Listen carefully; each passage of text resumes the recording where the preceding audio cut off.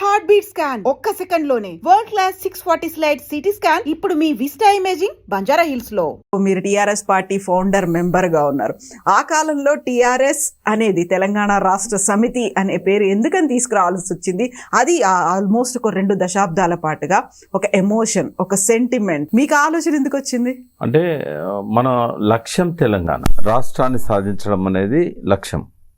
తెలంగాణ రాష్ట్రాన్ని సాధించడం జాగ్రఫికల్గా తెలంగాణ రాష్ట్ర సాధన సమితి అనే ఒక ఆలోచన వచ్చింది అప్పుడు. బట్ లెంతీగా అవుతుంది. తెలంగాణ ప్రజా సమితి అని అప్పుడు ఎట్లయితే అనుకున్నామో ఆ తెలంగాణ ప్రజా సమితిని రివైవ్ చేద్దామంటే దాని రిజిస్ట్రేషన్ వేరే వాళ్ళ దగ్గర ఉంది, వాళ్ళు ఇవ్వరు.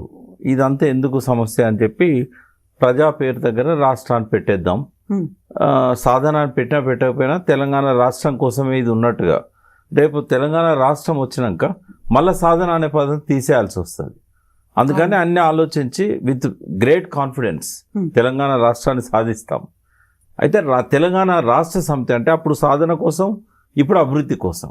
అట్లా తెలంగాణ రాష్ట్ర సమితి అనేది ఫిక్స్ అయింది.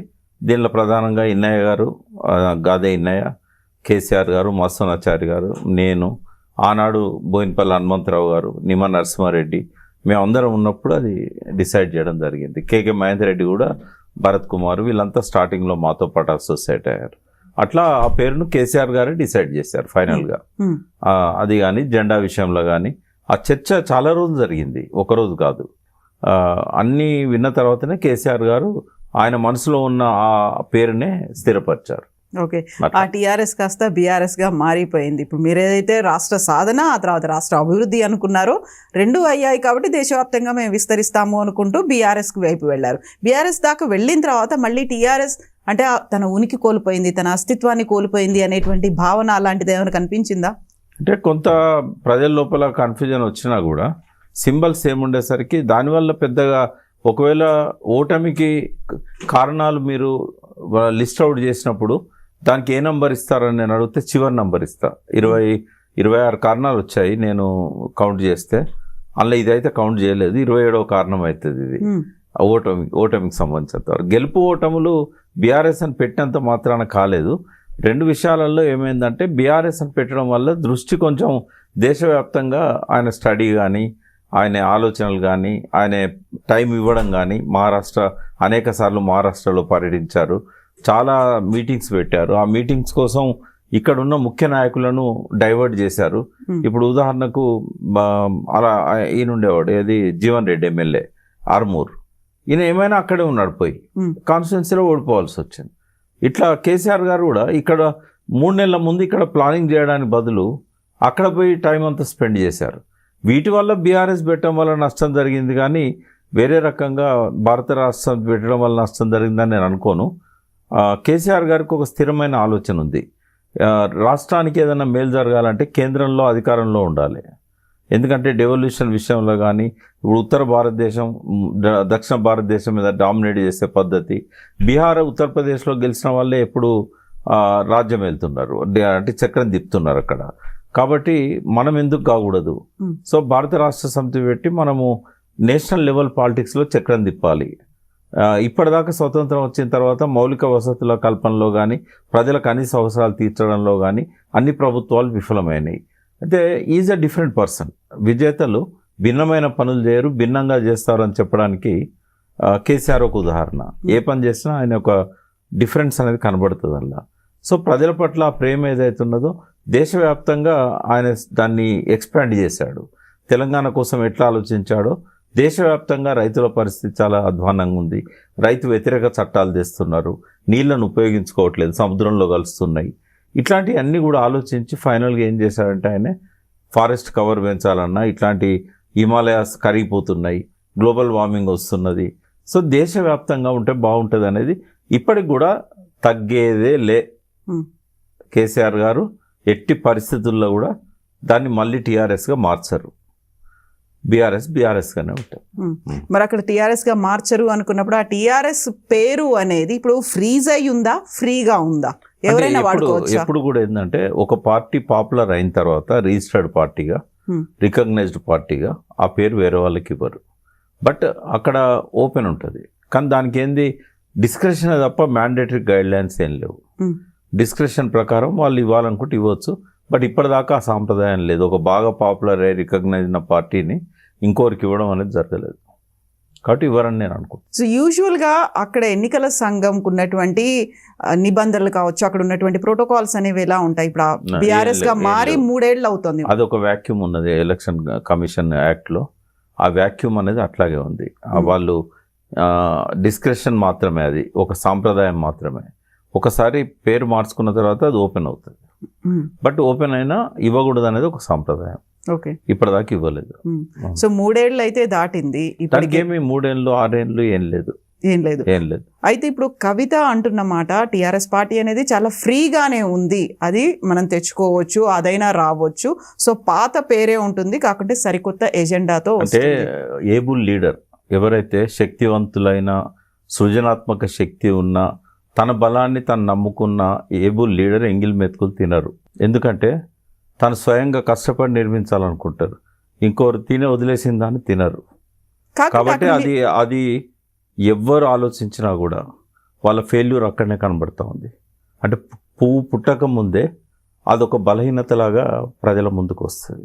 అదే పేరుని తెలంగాణ రాష్ట్ర సమితి అనే పేరుని, ఒక టీఆర్ఎస్ పేరుని మీరు ఆలోచించారు, అదొక అందరినీ ఏకం చేయడానికి వచ్చింది, లేకపోతే ఒక ముఖ్య ఎజెండా, ఒక ఉద్దేశంతో ముందుకు వెళ్ళింది అనుకున్నప్పుడు మీరు కాదనుకుని వెళ్ళిపోయారు కదా. వెళ్ళిపోయిన తర్వాత కవిత గారి గురించి నాకు సంపూర్ణ అవగాహన ఉంది.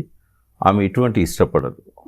ఒకరు తొడిగిన బట్టలు తోడడం కానీ, ఒకరు వదిలేసిన చెప్పులల్లో కాళ్ళు పెట్టడం కానీ, ఒకరు వదిలేసిన ఎంగిల్ ప్లేట్లో అన్నం తినడం కానీ కవిత చేయదు.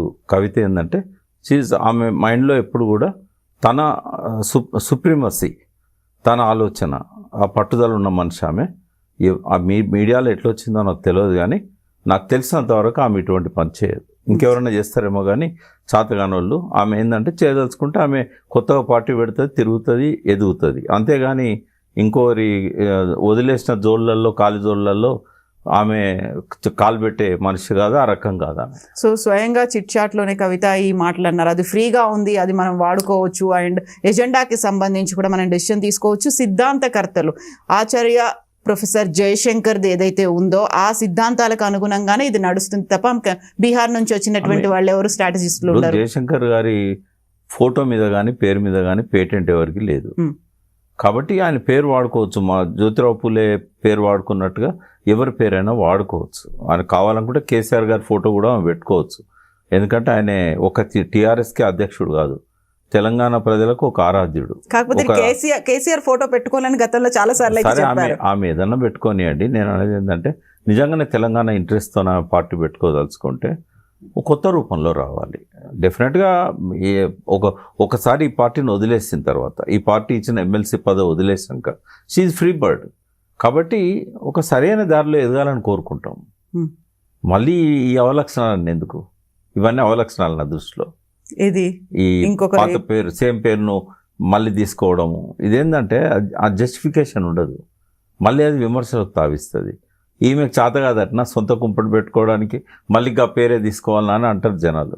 కాకపోతే చాలా మంది ఎదురు చూస్తున్నారు, ఒక బీఆర్ఎస్ కాదు టీఆర్ఎస్ అయితేనే బాగుంటుంది, ఒక ఎమోషన్, మాకంటూ ఒక కనెక్ట్ అనేది ఉంది, దాంతో 20 ఏళ్ల నుంచి మేము ఆ కనెక్షన్తో ఉన్నాము, అలాగే మేము ఎదిగాము, పార్టీ ఎదిగాము అనుకునేటువంటి కొంతమందిలో ఆ వాక్యూమ్ అనేది ఉంది, దాన్ని ఫిల్ చేసుకోవడం. అంటే వాళ్ళకి అర్థం కావాల్సింది ఏంటంటే ఆ పేరు మార్చడంలో ఉన్న బ్యాక్గ్రౌండ్ ఏంది, అసలు ఎందుకు కేసీఆర్ గారు బీఆర్ఎస్ అని పెట్టారు, ఇప్పుడు ఉన్న పరిస్థితుల్లో ఎందుకు వెనక్కి రావాలి అంటే అంత కొంపే మునగలేదు. మళ్ళీ ఆయన విజృంభిస్తాడు, నెక్స్ట్ అధికారంలోకి వస్తాడు. ఆ బీఆర్ఎస్ అనేది దేశవ్యాప్తంగా స్ప్రెడ్ అవుతుంది. It takes time. 5 ఏళ్ళు పట్టచ్చు, 10 ఏళ్ళు పట్టచ్చు. రేపు ఒకవేళ అధికారంలోకి వచ్చినాక కొంతకాలం తర్వాత రాష్ట్ర నాయకత్వాన్ని కొడుకు చేతుల్లో ఇంకోరి చేతుల్లో పెట్టి అని దేశవ్యాప్తంగా స్ప్రెడ్ అయ్యే అవకాశం ఉంటుంది. కేవలం పార్టీ పేరు తీసుకున్నంత మాత్రాన ఓట్లు పడే ఎవరికైనా. పార్టీ సింబల్ కారు ఉంది, సింబల్కి ఎక్కువ ఇంపార్టెన్స్ వస్తుంది. రెండవది ఏంటంటే టీఆర్ఎస్ అని పెట్టుకోవడానికి తెలంగాణ రాష్ట్ర సమితి అని పెట్టాల్సిన అవసరం లేదు. తెలంగాణ రైతు ఏదన్నా ఎస్ అని పెట్టడానికి సమీకరణం, సంఘమో, ఇంకోటో పెట్టుకోవచ్చు ఆయన. అట్లా దానికేమో అభ్యంతరం ఉండదు కదా. అన్నంత మాత్రాన 3 అక్షరాలను చూసి ఓట్లు వేయరు. డెఫినెట్గా దాని లీడర్షిప్ ఎవరు, వాళ్ళ సిద్ధాంతాలు ఏంటి, వాళ్ళ గుర్తు ఏంటి, ఇవన్నీ ఉంటాయి. ఇప్పుడు ఇందిరాగాంధీ కూడా పాత కాంగ్రెస్ పార్టీని వదిలేసినప్పుడు ఆ పార్టీ ఆమెకున్న ఇమేజ్ వల్ల 370కి పైన పార్లమెంట్ సీట్లు వచ్చినాయి. ఆ పేరు మార్చుకున్నది, గుర్తు మార్చుకున్నది. ఆమె కాడెడ్ల గుర్తు పోయి ఆవుదూడ గుర్తు వచ్చింది. పాత కాంగ్రెస్ పోయి ఇందిరా కాంగ్రెస్ అనే పేరు వచ్చింది, అప్పుడు జాతీయ కాంగ్రెస్ అని. ఇట్లా పేరు మారినంత మాత్రాన కాదు, లీడర్షిప్ అనేది పాల్గొవాలి. ఇప్పుడు ఉదాహరణకు శివసేనది కూడా మనం చూసాం. ఇట్లా మనం పేరు మార్చడం అనేది అది ఒక్కటే ఓట్లను తీసుకురాదు. ఇప్పుడు దానివల్ల ఆమె బలహీనరాలనేది అర్థమవుతుంది జనానికి. ఈమె సొంత బలంతో గెలిచే పరిస్థితి లేదు కాబట్టి టీఆర్ఎస్ను అరువు తెచ్చుకుంటుంది అని అంటారు. అది కవిత గారికి అట్లా రావడం నాకు ఇష్టం లేదు. అయితే ఈ ఆలోచన ఒకటి వస్తోంది, తన చిట్చాట్లో ఆ అభిప్రాయాన్ని చెప్పారు అనుకున్న తర్వాత మళ్ళీ బీఆర్ఎస్ పార్టీకి సంబంధించి అరే మనకు టీఆర్ఎస్ ఉంటే బాగుండేది, ఒకవేళ ఇప్పుడు మనం మారకపోయినా కానీ ఈ టీఆర్ఎస్ ఇంకెవరికి పోకుండా ఉంటే బాగుంటుంది అనేటువంటి అభిప్రాయం. జాగ్రత్త పడరా, ఆ మాత్రం జాగ్రత్త పడతారు కదా. అదే పేరుతో అయితే ఆమెకు రాదు, తెలంగాణ రాష్ట్ర సమితి అనేది రాదు, అవుట్ ఆఫ్ క్వశ్చన్. జనరల్గా అట్లా ఇచ్చే సాంప్రదాయం ఎలక్షన్ కమిషన్కు లేదు. ఒకవేళ ఇవ్వాలనుకున్నా అది వీళ్ళు డెఫినెట్గా అబ్జెక్షన్ చేస్తారు, ఎందుకంటే వాళ్ళ ఒపీనియన్ అడుగుతారు, వాళ్ళకు నోటీస్ ఇస్తారు, ఇట్లాంటివన్నీ ఉంటాయి. అది ఇవ్వాలనుకున్నా నోటీస్ ఇవ్వకుండా ఇయ్యరు. కాబట్టి దాన్ని కోర్టు పోయినా కూడా ఆపగలుగుతారు. కోర్టు కూడా తన డిస్క్రిప్షన్ ఉపయోగించి ఇవ్వకూడదు అంటది. కాలయాపన తప్ప, టైం వేస్ట్ తప్ప ఏముంటదమ్మా? ఉన్నదే చాలా తక్కువ సమయం. చేయండి, ఒక పార్టీ పెట్టి ఎస్టాబ్లిష్ చేయడానికి ఎన్టీ రామారావు లాంటి వాళ్లకు ఆ రోజుల్లో వాక్యూమ్ ఉన్నది, ఇమేజ్ ఉన్నది, 9 నెలలు సరిపోయింది. కేసీఆర్ గారికి చాలా టైం పట్టింది. కాబట్టి ఇప్పుడు ఎవరు పెట్టుకున్నా కూడా ఒక పార్టీని పెట్టి ఓ ఎమ్మెల్యేని గెలిపించుకోవాలన్నా కూడా 3-4 ఏళ్ళ సమయం పడుతుంది. ఇప్పుడున్న టైంలో మళ్ళీ కోర్టు స్టేలు ఇవన్నీ తలనొప్పులు ఎందుకు? అది వాళ్ళ పార్టీకి సంబంధించిన వాళ్ళు ఎవరైతే ఫ్యూచర్ పార్టీ లీడర్స్ ఉంటారో వాళ్ళు అర్థం చేసుకోవాల్సింది ఏంటంటే విధానాల మీద, సిద్ధాంతాల మీద ప్రజల్లోకి వెళ్ళండి. ఈ పేరు గొడవలో కూడా అనవసరంగా 2 ఏళ్ళు వేస్ట్ చేసుకోవద్దు. 3 పార్టీలు ఆల్రెడీ ప్రధానంగా కనిపిస్తున్నాయి. పోటీ అనేది వాటి మధ్య ఉంటుంది అనుకున్నప్పుడు అవి ప్రాపర్గా చేయాల్సినంత పని ప్రజల కోసం చెయ్యట్లేదు. ఇంకా పోరాటాలు, సమస్యలు అవన్నీ అలాగే ఉన్నాయి. కాబట్టి ఒక ప్లేస్ అనేది, ఒక వాక్యూమ్ అనేది ఉంది, దాన్ని ఫిల్ చేయడానికే కవిత వస్తోంది. అవసరం కూడా ఉంది అనేది. ఇప్పుడు ఆ అవసరం ఉంది అని మీరు అనుకోవట్లేదు? వాక్యూమ్ లేదమ్మా. తెలంగాణ పాలిటిక్స్లో ప్రజలు ఇంకొక శక్తి కోసం ఎదురు చూస్తున్న పరిస్థితి లేదు. తప్పు చేశాము అంటే వాళ్ళు తప్పు చేశామని వాళ్ళు అనుకోవచ్చు, బట్ మనము ఓడించకుండా ఉండాల్సింది అని ఆ 38% ఎవరైతే ఓట్లు వేశారో వాళ్ళు కాకుండా బయట ఉన్న సెక్షన్లో ఒక రియలైజేషన్ అనేది కనబడతా ఉంది. అంటే స్వయంగా విన్నా కాబట్టి చెప్తున్నాను నేను, మేము తప్పు చేశాము. కొంతమంది అయితే ఊరికే, నేను ఎప్పుడో ఎమోషనల్గా మాట అన్నా, తప్పు చేసిన వాళ్ళు చెంపలేసుకోవడంగా చెప్తో కొట్టుకోవాలని నాకు వీడియోలు పెట్టారు, చెప్తో కొట్టుకున్నాం మేము అని. వీడియోలు, చెప్తో కొట్టుకునే వీడియోలు. రైతులు అంటే నాదే పొరపాటు అనుకున్నా, అట్లా అనుకుంటూ ఉండాల్సిందే అని. అయితే ఇప్పుడు రియలైజేషన్ కనబడతా ఉంది. కాబట్టి వాక్యూమ్ ఏం లేదు. ఇప్పుడు పోటీ కూడా 3 పార్టీల మధ్య కేవలం ఒక 10-15 కాన్స్టిట్యున్సీలలో ఉంటుంది. బట్ మెజారిటీ కాన్స్టిట్యున్సీలలో రేపు పెరిగే నియోజకవర్గాలతో పాటుగా మెజారిటీ కాంగ్రెస్ వర్సెస్ బీఆర్ఎస్ ఉంటుంది. ఓకే, అంతే. ఇప్పుడు టీఆర్ఎస్ కాకపోతే తెలంగాణ ప్రజా జాగృతి అనే పేరుతో తనే ఒక పార్టీ తీసుకొస్తారనేది ఇంకొక మాట కూడా వినిపిస్తోంది. అవును, పెట్టనియండి, ఎన్నెన్ని ఉండనియండి. అప్పుడు Mao communist party China chairman ఎవరైతే ఉన్నారో ఆయన అన్నాడు ఏంది, 100 ఆలోచనలు సంఘర్షించనియండి, 1000 పుష్పాలు వికసించనియండి. అంటే క్లాషెస్ అనేది ఉంటేనే ఆ సంఘర్షణ నుంచే చరిత్ర పుడుతుంది. పరస్పరం సంఘర్షించే శక్తుల మధ్యనే చరిత్ర పుట్టానన్నాడు శ్రీశ్రీ. అంటే ఎన్ని పార్టీలు వస్తే అంత మంచిది. వాళ్ళు వాళ్ళ పద్ధతిలో ప్రజల్లోకి వెళ్తారు, అవేర్నెస్ తీసుకొస్తారు, క్రిటిసైజ్ చేస్తారు. పాలక పార్టీలకు ఏవైనా కూడా ఒక భయం అనేది వస్తుంది. ఎక్కువ మంది, ఎక్కువ పార్టీలు మనల్ని వ్యతిరేకిస్తున్నాయి, మనం ఈ తప్పు చేయకూడదు. కాబట్టి ఎన్ని పార్టీలు వచ్చినా కూడా స్వాగతిద్దాం. బట్ వాక్యూమ్ ఉన్నదనేది మాత్రం అవాస్తవం. సో ఒకవేళ కవిత అనే కనుక టీఆర్ఎస్ఏ అని పెడితే ఇప్పుడు ఉన్నటువంటి బీఆర్ఎస్లో అసంతృప్త లీడర్లు ఎవరైతే ఉన్నారో వాళ్ళు చాలా వరకు అక్కడికి వెళ్తారు అనేటువంటి మాట. ఎప్పుడో వెళ్ళేవారు కదా, ఆమె పార్టీని వదిలినాడే ఆమెతో వెళ్ళేవాళ్ళు, వెళ్ళలే కదా. అట్లేమి ఉండదు. పార్టీలో ఉన్న అసంతృప్తి లీడర్స్ ఎవరు వెళ్ళారు, ఎవరికన్నా టికెట్ రానప్పుడు వాళ్ళు బీజేపీ దిక్కో, కాంగ్రెస్ దిక్కో, ఇంకో పార్టీ దిక్కో చూస్తారు తప్ప, అంటే నిజంగానే ఆ స్థాయిలో టికెట్లు ఇవ్వగలిగే స్థాయికి ఎదిగితే ఆలోచిస్తారు. ఇప్పుడు ఉదాహరణకు ఒక ఎగ్జాంపుల్ చెప్తా. గతంలో 2004లో కాంగ్రెస్ బీఆర్ఎస్ అలయన్స్ అయినాయి టీఆర్ఎస్. గద్వాల అరుణ గారికి తర్వాత ఇంకొక దగ్గర ఎక్కడనో వాళ్ళకు టికెట్లు ఇవ్వలేదు కాంగ్రెస్. ఇవ్వకపోతే వెతుక్కుంటూ పోయి జనతా పార్టీ టికెట్ తెచ్చుకొని గెలిచారు. ఇప్పుడు కూడా చాలామంది మన కవిత సింబల్ ఏదో ఉండే కదా రిపబ్లికన్ పార్టీదా టైగర్, అదే మన షేర్ సుభాష్ చంద్ర ఫార్వర్డ్ బ్లాక్ టికెట్లు తెచ్చుకున్నారు. అంటే అట్లేమన్నా టికెట్లు ఇస్తారేమో కానీ ఎవరు అసంతృప్తివాదులు అయితే నాకు తెలిసి పోయేది కనబడదు మనకు. ఈసారి బీఆర్ఎస్ అధికారంలోకి వస్తుందనే హోప్ అనేది అప్పటి వరకు ఇంకా ఎక్కువ అవుతుంది ఎలక్షన్స్ నాటికి. అయినప్పుడు టికెట్ రాకుండా ఏమన్నా చేసుకోవచ్చు అని అనుకుంటారు తప్ప టికెట్ల కోసం ఇంకోటి కాన్స్టిట్యున్సీస్ పెరుగుతున్నాయి కాబట్టి అకామిడేట్ చేయడం కూడా పార్టీకి ఈజీ అవుతుంది. ఓకే, సో అదే బీఆర్ఎస్ పార్టీకి సంబంధించి 2 కీలక నేతలకు ఊహాగానాలు విపరీతంగా వినిపిస్తున్నాయి. అందులోనూ ప్రధానంగా వినిపిస్తోంది కాంగ్రెస్ సీనియర్ లీడర్, మాజీ ఎమ్మెల్యే, మాజీ ఎమ్మెల్సీ జీవన్ రెడ్డి గారు బీఆర్ఎస్ పార్టీలో జాయిన్ అవుతారు. ఆయన కూడా ఒక డెసిషన్ తీసుకోబోతున్నారు, అనౌన్స్ చేస్తారు అనేది. అంటే అక్కడ ఆల్టర్నేట్ లేదు ఆయనకి. ఇప్పుడు సంజయ్ గారు ఇందులోంచి అందులో పోయారు, ఆయనకు టికెట్ కన్ఫర్మ్ అవుతుంది. నెక్స్ట్ ఆయన టికెట్ కన్ఫర్మ్ అయినాక ఈయన ఏ పార్టీలో పోవాలి? ఆయన సెల్ఫ్ మేడ్ లీడర్, ఆయనే ఒక అసెట్ ఏ పార్టీకి అయినా. ఆయన బీజేపీని అడిగినా టికెట్ ఇస్తారు, టీఆర్ఎస్ని అడిగినా టికెట్ ఇస్తారు. కాబట్టి రెండిట్లో ఏది ప్రిఫర్ చేయాలనేది ఆయన ముందున్న సమస్య. కొత్త పార్టీ పెట్టలేడు ఒక్క కాన్స్టిట్యున్సీలో, సో ఆయన బీఆర్ఎస్ని ప్రిఫర్ చేస్తాడు. Win win situation. సంజయ్ పోయినందుకు ఆ స్థానాన్ని గెలిపించుకోవాలని బీఆర్ఎస్కి ఉంటుంది. ఉన్నప్పుడు Jeevan Reddy is the best option అవుతారు. జీవన్ రెడ్డిలో కొన్ని మంచి క్యారెక్టర్స్ ఉన్నాయి. ఒకటి, మోస్ట్ సీనియర్ లీడరే కాకుండా నాన్ కరప్టెడ్. ఆయన ఏం ప్రజలకు డబ్బులు ఇచ్చి సారబోసి ఓట్లు అడగాడు. అటువంటి లీడర్స్ లేరు కాబట్టి అది పార్టీకి ఒక అసెట్ అవుతాడు ఆయన. తర్వాత ఆయనకున్న ఎక్స్పీరియన్స్ టీడీపీలో కానీ కాంగ్రెస్లో కానీ 40 ఏళ్ళ సుదీర్ఘ ప్రయాణంలో ఒక అడ్వకేట్గా ప్రస్థానం మొదలుపెట్టి ఎన్నో శాఖలకు ఆయన మంత్రిగా పనిచేశాడు. ఎప్పుడు అసెంబ్లీలో చర్చ జరిగినా తెలంగాణ కోసం నిలబడ్డాడు. అంటే ఇప్పుడు కాదు, 90sలో నాకు ఆయన స్పీచెస్ అన్ని ఇప్పటికీ నా చెవులో వినబడుతూ ఉంటాయి. 97లో అసెంబ్లీలో తెలంగాణ మీద చర్చ జరిగినప్పుడు కూడా ఆయన అనర్గళంగా తెలంగాణ మీద మాట్లాడాడు. కాబట్టి పార్టీకి ఒక అసెట్ ఆయన రావడం అనేది ఆయనకు ఒక అసెట్. ఓకే, సో బీఆర్ఎస్ పార్టీలోనే జాయిన్ అవుతారని మీరు అనుకుంటున్నారు? నేను 100% ఇలానే వస్తాను. ఎందుకంటే ఆయన మెచ్యూర్డ్ పొలిటీషియన్. బీజేపీ అక్కడ ఏం లేదు జగిత్యాలలో. ఒకవేళ ఆయన బీజేపీలో పోతే ఆయనకు మైనస్ అవుతుంది అక్కడ. ఓకే, సో ఇప్పుడు రెండో లీడర్ గురించి మాట్లాడుకుంటే ఈటెల రాజేందర్. ఆయన నన్ను బీఆర్ఎస్ పార్టీ మెడల్ పట్టి బయటికి గెంటేసింది, 5 ఏళ్ళు అయింది, ఆ తర్వాత నేను ఇప్పుడు రెస్పాండ్ అవుతున్నాను అని ఆయన మాట్లాడారు. నేను శోభ మళ్ళీ బీఆర్ఎస్లోకి వెళ్తాము అనేటువంటి మాటలు ప్రచారాలు చేస్తున్నారు అనే దాని మీద.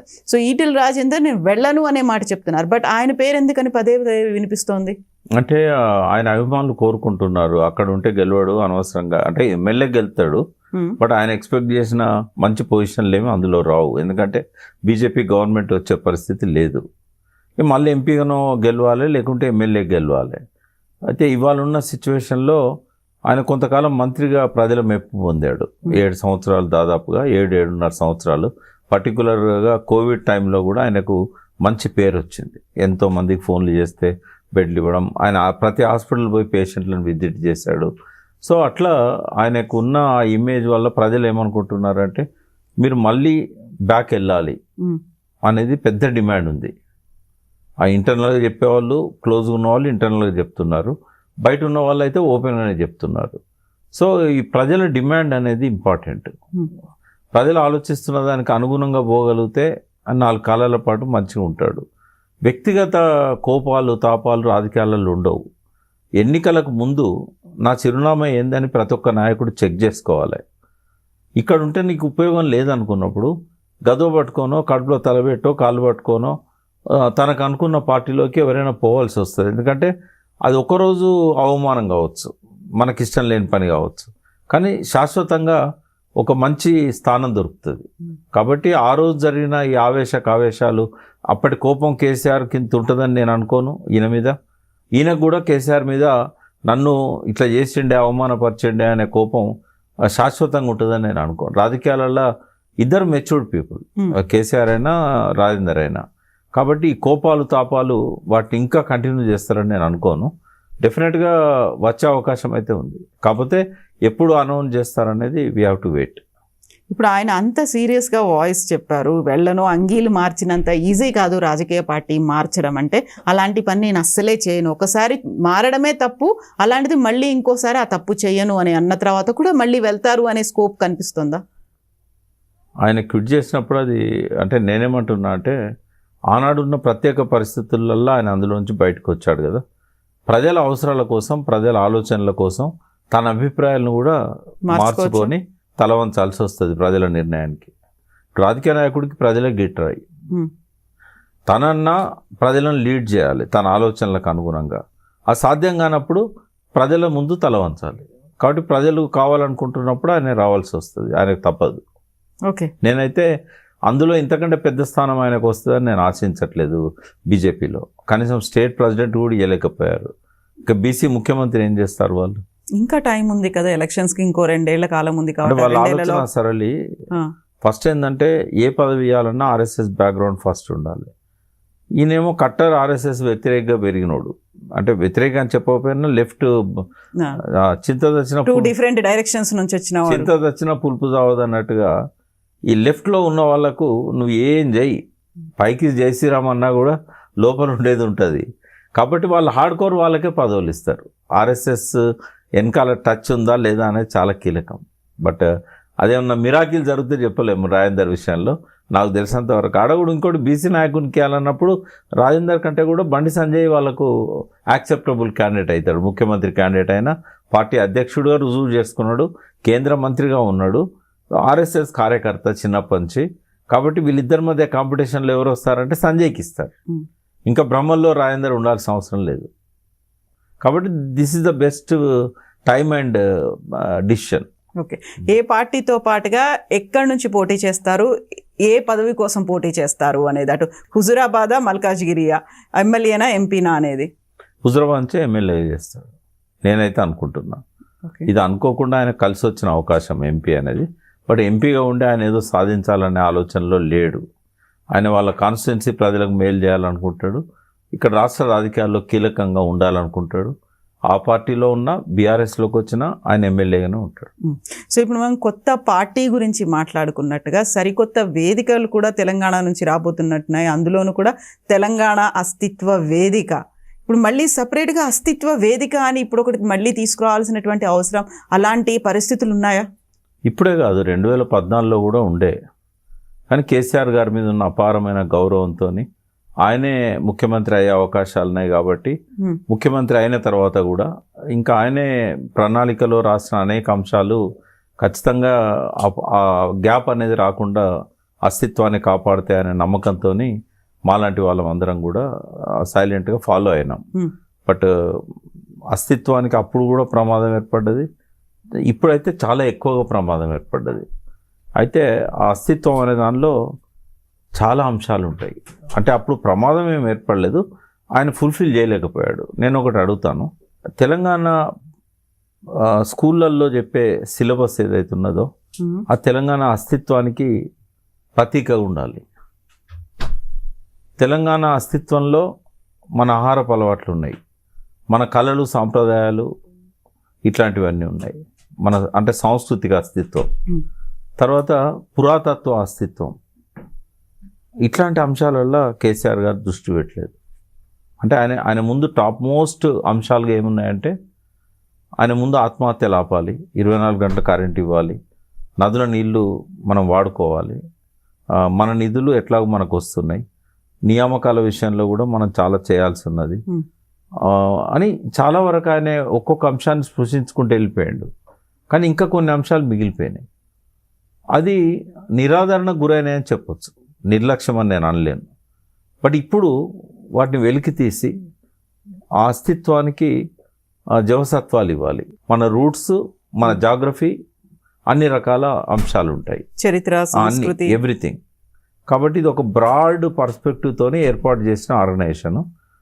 ఒక 3-4 నెలలు ఎఫర్ట్స్ పెట్టాము. నేను, శ్రీధర్ దేశపాండే గారు, పిట్టల రవీందర్ గారు, ప్రొఫెసర్ సీతారామరావు గారు, ఇట్లా చాలామంది ఉన్నారు అందులో. ప్రొఫెసర్ రాఘవరెడ్డి గారు హైదరాబాద్ సెంట్రల్ యూనివర్సిటీ ఉన్నారు, టంక్సాల అశోక్ గారు ఉన్నారు, ఇంకా చాలామంది ఉన్నారు, పేర్లు అని చెప్పలేను నేను. సో అందరం కలిసి ఏర్పాటు చేసేదే ఇది. శ్రీధర్ మాడభూష్ గారు ఉన్నారు, సైకాలజిస్ట్ వీరేందర్ గారు ఉన్నారు, ఇంజనీర్ జేఏసి వెంకటేశం గారు ఉన్నారు, తన్నీర్ వెంకటేశం, ఆయనతో పాటు కొంతమంది చీఫ్ ఇంజనీర్స్గా పనిచేసిన వాళ్ళు ఉన్నారు. అన్ని సెక్టార్స్లోకి వెళ్ళి ఐటీ వాళ్ళు ఉన్నారు, స్టూడెంట్స్ ఉన్నారు. సో వీళ్ళందరినీ మనం అందులో తీసుకున్నాం.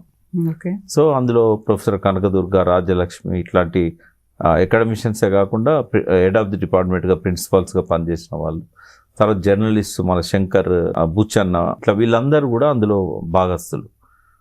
అయితే మొన్న దీనికి ఒక రూపం ఇవ్వాలి, దీనికి ఆవిర్భావము, దీనికి ఒక కమిటీ అనుకున్నప్పుడు నన్ను చైర్మన్గా ఎన్నుకున్నారు. నాతో పాటుగా మన పిట్టల రవీందర్ గారు కన్వీనరు, ఇదివరకు వాళ్ళకు శ్రీధర్ దేశపాండే గారు చీఫ్ కోఆర్డినేటర్ స్టేట్కి. ఇట్లా ఇదే నిర్మాణం అన్ని జిల్లాల్లో ఉంటుంది. ఓకే. దీనిలో ఏంటంటే ఎంతోమంది బీసీ అస్తిత్వవాదం కోసం పనిచేసే వరంగల్ నుంచి వేణు అని ఇట్లాంటి వాళ్ళు కూడా, అంటే కొన్ని డిమాండ్స్ వస్తున్నాయి. బీసీలది కూడా అస్తిత్వం, ఇవాళ పోరాటాలు జరుగుతున్నాయి అస్తిత్వం కోసం, దాన్ని కూడా ఇందులో భాగం చేయాలని వాళ్ళ డిమాండ్ ఉంది. అంటే ఇంకా కొన్ని అంశాల మీద క్లారిటీ రావాల్సి ఉంది. బట్ ఏది ఏమైనా కూడా అస్తిత్వానికైతే ఇవాళ మనం తప్పకుండా ఇంపార్టెన్స్ ఇచ్చి ముందుకు పోవాలనుకున్నాం. నాన్ పొలిటికల్గా, నాన్ పార్టీగా, నాన్ పొలిటికల్ అనలేం, నాన్ పార్టీ, ఏ పార్టీకి అఫిలియేట్ కాకూడదు. మాలో చాలామంది మేము బీఆర్ఎస్ని ఇష్టపడ్డా కూడా రాజకీయాలను, బట్ ఇక్కడ మాత్రం అది ఒక నాన్ పార్టీ వేదికలాగానే ఉంచాలి. సో బీఆర్ఎస్ నుంచి సపోర్ట్ ఏమి ఉండదా? పార్టీలకు అతీతంగానే ఉంటుంది. పార్టీలకు అతీతంగా ఉంటుంది, ఏ రకమైన సపోర్ట్ ఉండదు. బట్ విధానాలు మంచి మేము ప్రవేశపెట్టినప్పుడు బీఆర్ఎస్కు అనుకూలంగా ఉండొచ్చు, ఒక్కోసారి కాంగ్రెస్ విధానాలకు అనుకూలంగా ఉండొచ్చు. ఇప్పుడు మూసీ మీద చర్చ జరుగుతుంది. మూసీ మీద మాకున్న పర్స్పెక్టివ్ను మేము ఈ మంత్రుల సబ్ కమిటీకి ఇవ్వాలనుకున్నాం. 15th లోపు మరి టైం సరిపోద్దో లేదో, బట్ ఒకటైతే మా ఆల్టర్నేట్ మోడల్ను మూసి ఎట్లుండాలనే అలా కొన్ని మేము కేసీఆర్ గారు చేసిన పాలసీస్ మీద కూడా డిఫర్ కావచ్చు మేము. కాబట్టి ఏ పార్టీ విధానాలను కూడా గుడ్డిగా సమర్థించేది లేదు.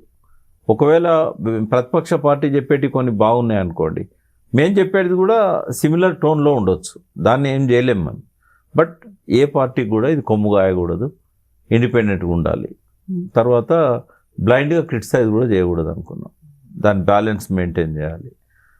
అన్ని విషయాలలో, రాజకీయ అంశాలలో జోక్యం చేసుకోకుండా అస్తిత్వపు రిలేటెడ్ అంశాలు వాటి వరకే పరిమితం అవుతామని అనుకున్నాం.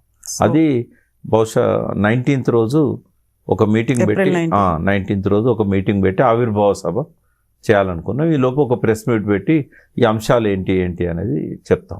ఎందుకు అన్ని ఏప్రిల్ వేదిక అవుతున్నాయి? ఇప్పుడు April 27th ఏమో టీఆర్ఎస్ ఆవిర్భావం, April 25th ఏమో కవిత తన పార్టీని అనౌన్స్ చేస్తా అంటున్నారు. మీరు కూడా April 19th అంటున్నారు. అట్లే అనుకోలేదు, చాలా రోజుల నుంచి ఇది నానుతా ఉంది. 3-4 నెలలు అయింది. మేము మానేరు చెక్ డ్యామ్స్ బ్లాస్ట్ అయినప్పుడు ఈ ఆలోచన వచ్చింది. ఓకే. కాబట్టి అనుకోకుండా వచ్చింది, అది ఇంకా ప్రొలాంగ్ చేయకూడదని. మాకు ఆ సెంటిమెంట్స్ ఏం లేవు, ఏప్రిల్ సెంటిమెంట్ అయితే ఏం లేదు. ఓకే.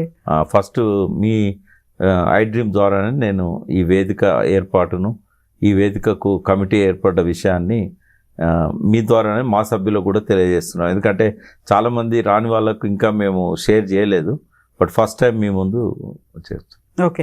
ఇప్పటికీ మనకి తెలంగాణకి సంబంధించి బోల్డ్ అని సంఘాలు, వేదికలు, పార్టీలు ఇవన్నీ ఉన్నాయి. గతంలోనే తెలంగాణ రాజ్యాధికార పార్టీ బీసీలందరినీ ఏకం చేయడానికి మల్లన్న ఒక పార్టీని తీసుకొచ్చిండ్రు.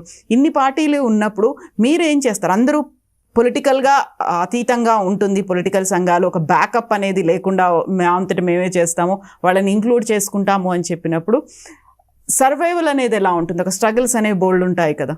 తెలంగాణ విద్యావంతుల వేదిక ఒకటి ఉండేది, మీకు ఐడియా ఉంది కదా. అవును. కోదండరామ్ గారు, శ్రీధర్ దేశపాండే, విట్టలు, వీళ్ళంతా రవీందర్, పిట్టల రవీందర్, సేమ్ అదే తరహాలో ఇది కూడా అకాడమిక్గా కొంత, దీనికి ఎక్కువ ఖర్చు ఏమి ఉండదమ్మా. ఎందుకంటే ఏడికన్నా పోయినప్పుడు అక్కడ ఎవరినో స్పాన్సర్ని భోజనాలు పెట్టమంటాం, వెహికల్స్ ఉన్నాయి ఎవరికి వాళ్ళకు, ఒక్కో దానిలో 4-5 వెళ్తాము. సెమినార్స్ పెట్టినప్పుడు హాల్ ఖర్చు, భోజనాల ఖర్చు ఉంటుంది. ఫస్ట్ అనుకున్నాం ఏంటంటే ఎవరిని అడగద్దు, మనమే కాంట్రిబ్యూట్ చేసుకుందాము. ఇప్పటిదాకా అట్లే నడుస్తున్నది.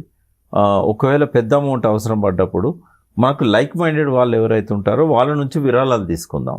అంతేగాని దీనికి ప్రత్యేకంగా ఒక ఫండ్ అంటూ పెట్టుకోవడం కానీ, పొలిటికల్ పార్టీల మీద ఆధారపడడం కానీ చేయకూడదు అనేది అనుకున్నాం ఖచ్చితంగా. అయితే దీనికి ఉన్న లిమిటేషన్స్ ఏంటంటే, ఇప్పుడు ఏదైతే డెవలప్మెంట్ అనుకుంటున్నామో నా దృష్టిలో ఏమన్నా 1-2 మినహాయింపులు ఉంటే ఉండొచ్చు, కానీ వర్స్ట్ డిస్ట్రక్షన్ ఇది. ఇప్పుడు గుట్టలన్నీ ఖాళీ చేస్తున్నారు, అది డెవలప్మెంట్ అనుకుంటున్నారు. సింగరేణి బొగ్గంతా తీస్తున్నారు, అది డెవలప్మెంట్ అనుకుంటున్నారు. పట్టణీకరణ ఒక డెవలప్మెంట్ అనుకుంటున్నారు. హైవేస్ ఒక అనుకుంటున్నారు. మూసి పక్కన ట్రాఫిక్ కోసం 200 మీటర్ల రోడ్లు డెవలప్మెంట్ అనుకుంటున్నారు. మూసి మధ్యలో భవనాలు డెవలప్మెంట్ అనుకుంటున్నారు. శివుణ్ణి మూసి నదిలో పెట్టి భక్తి అనుకుంటున్నారు. అన్ని వెరితలలు వేసినాయి. భక్తి ఆడంబరాలకు లోను కాదు. భక్తి అనేది ప్రశాంతంగా ఉండాల్సింది. ఈ పెద్ద పెద్ద గోపురాలు, గుళ్ళు ఇవన్నీ కూడా చాలా కాలంగా వెరితలలు వేస్తూ వచ్చిన సంస్కృతి. భక్తి అనేది ఎగ్జిబిట్ చేసేది కాదు. కానీ రాజుల కాలం నుంచే ఈ ఆడంబర సంస్కృతి అనేది అందులో వచ్చింది. అంటే మేము ఒకటి డిఫైన్ చేయాలనుకున్నాం, మన అస్తిత్వం ఏంది, పూర్వకాలంలో మనం ఎట్లున్నాము, ఇప్పుడు ఏం తింటున్నాము, ఏదైతే డెవలప్మెంట్ అని మనం చెప్పుకుంటున్నామో సిమెంటు, కాంక్రీటు, తర్వాత ఈ స్టీలు, ఇవన్నీ కూడా ఇవి డెవలప్మెంటే అనుకుంటే 1,00,000 సంవత్సరాల కింద మనుషులు క్రియేట్ చేసేవాళ్ళు. బట్ వాళ్ళకి తెలుసు ఇవన్నీ కూడా మానవాళికి, వాళ్ళ జీవనానికి, వాళ్ళ ప్రాణానికి, వాళ్ళ ముందు తరాలకు అత్యంత ప్రమాదకరమైనవి తెలుసు. కాబట్టే వాళ్ళు బెడ్రూమ్లలో టాయిలెట్లు కట్టుకోలేదు, ఇంటిపైన స్లాబ్లు వేయలేదు.